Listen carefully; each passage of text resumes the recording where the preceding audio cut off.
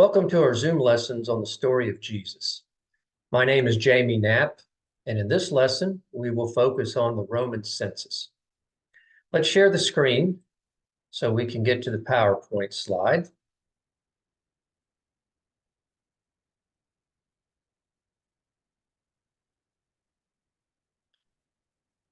And let's start in the United States. Every 10 years, we count the population. It's known as the decennial census. That first happened in 1790, and every decade since then, we have had a census. And from that information, we find out how many people there are in the United States. We learn about the demographic characteristics of our population: age, educational attainment, race, ethnicity, male, female, income levels, poverty levels, et cetera, et cetera. In addition, information from the decennial census is an important factor in how money is distributed, how money from the federal government makes its way to states and municipalities for various programs that are in place. But a very important reason why we have a decennial census, and in fact, the constitutional basis for having the decennial census, is to determine how seats are distributed in the House of Representatives.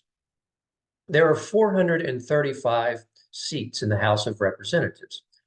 And based on the decennial census, there is a process known as reapportionment that might happen. If a state's population has decreased noticeably and another state's population has increased noticeably, then a congressional seat from one state might actually end up being the congressional seat for another state. Every congressional district at this point in time represents about 760,000 people. So following the 2010 census, the state of Texas actually gained 2 seats in the House of Representatives because our population had increased so much. That happened, and there were other states that gained some seats, but that happened because some states saw their population decline so noticeably that they actually lost seats in the House of Representatives. For instance, Michigan lost a seat, Ohio lost a seat, West Virginia lost a seat, even California lost a seat. The point of all this is that the census impacts Americans, but for most of us, it doesn't really interrupt our day. Every decade or so, we're asked to complete a form and mail it back in, or perhaps we fill out a form and hit the submit button. And that doesn't really impact us much beyond that, at least as far as we know. Well, that wasn't the case when a Roman census occurred. When the Roman government declared that there was going to be a census, a counting of the people, they were interested in knowing how many people there were. But what they really were doing was establishing the tax base. And so what would happen is people would go before the census worker, and the census worker or the census official would ask some questions. And then based on the answers to those questions, they would establish how much tax that person or that household owed. And it would be nice to think that this was all above board and there was not any sort of manipulation of the information, but historians tell us that's not the case.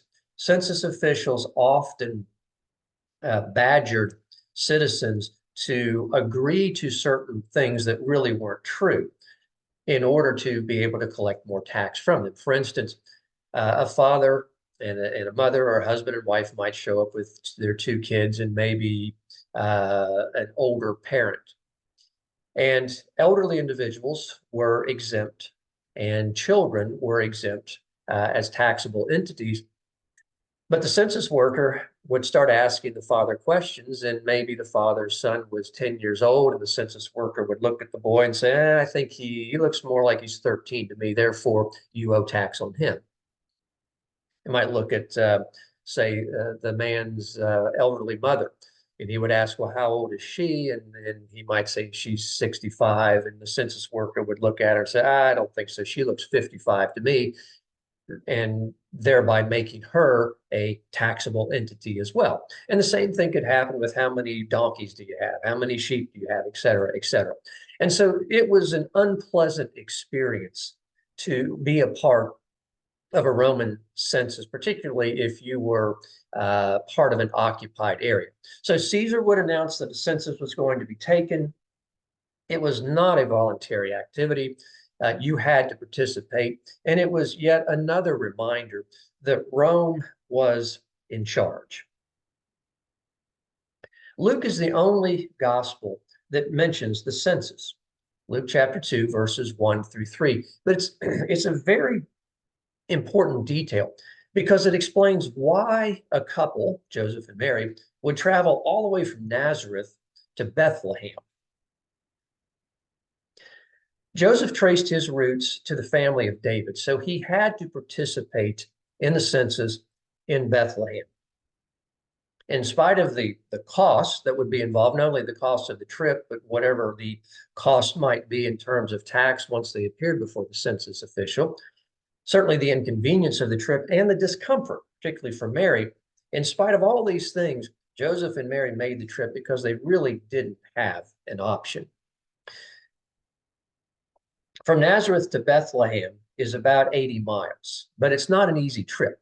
In that time period, it would have taken about 4 days, historians tell us. Perhaps with Mary being late in her pregnancy, it might have taken a little more time than that. But just by way of comparison, Western Heights, our church building, from that parking lot to downtown Dallas is about 65 miles. We could do that in an hour and a half, maybe 2 hour drive. That gives you a little bit of a sense of how far Nazareth was from Bethlehem. Now, I want to share a different screen. So let me get out of the PowerPoint slides and let us share a map. So this is a map of the area that we're going to be talking about. And the first thing that you'll notice are some basic landmarks. Here's the Sea of Galilee and the squiggly line coming down through here. If you see the cursor moving, that's the Jordan River, and it empties into the Dead Sea. Each of these areas that are shaded differently, these are provinces. Judea was a province. It was a large province. It was a province that had a large population and it had a large amount of land. Within Judea, places like Bethany, Jerusalem, and Bethlehem. Here's Samaria. We'll talk more about that later in our study. Here's Galilee. And Nazareth is located in Galilee. Here's Decapolis. Here's Perea. And so these are areas that will impact us. And it's also helpful to look at this map because we can see Nazareth here and Bethlehem here. So Joseph and Mary needed to travel here, about 80 miles.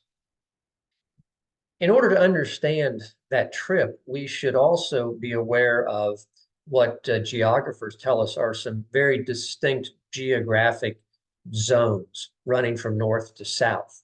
And so if we start on the left side of the screen and move our way across to the right, here's the Mediterranean Sea.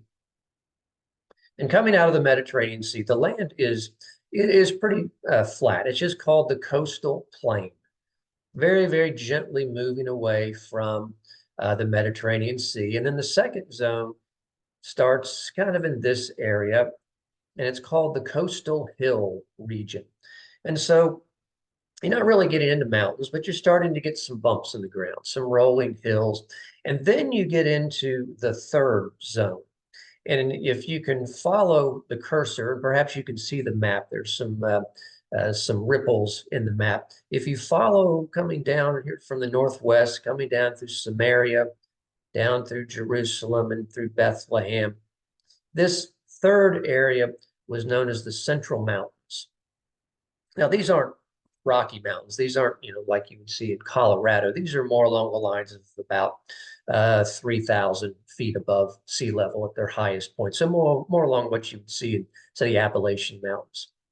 After you get through the mountains, then you come into the Jordan River Valley.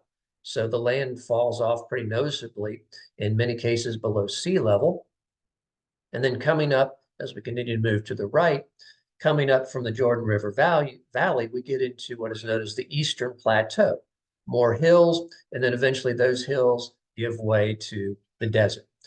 So Joseph and Mary were going to travel from Nazareth to Bethlehem, and they were going to be traveling across these mountains. Let me stop the share on this screen and get back to the PowerPoint.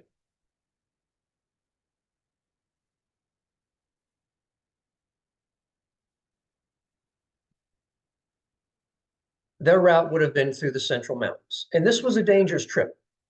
So contrary to what we may think would have been the case of them traveling just alone, just the two of them, it's quite likely that Joseph and Mary traveled in a group. It was for their own safety they would have done that as they moved through the mountain area. Bethlehem was about 5 miles south of Jerusalem. So they would have come to Jerusalem and just continued the trip down to Bethlehem. And once they arrived in Bethlehem, they contributed to a very small village being overrun with visitors. Scholars tell us that Bethlehem was just a very small village. There were a couple of dozen families that lived there, extended families, not just nuclear families, but extended families. Nevertheless, it was a very, very small area, and it would not have had excess lodging for very many people. It was, in our vernacular, a wide spot in the road. And so what was going to happen was that Bethlehem was going to be overrun with census workers and all of the descendants of David that had to come into Bethlehem because of the census. And it was going to create a housing crisis. And Joseph quickly learned that was the case. So in our next lesson, we will focus on Bethlehem lodging and try to get some of the details of what Joseph saw once he got there. I hope you can join us.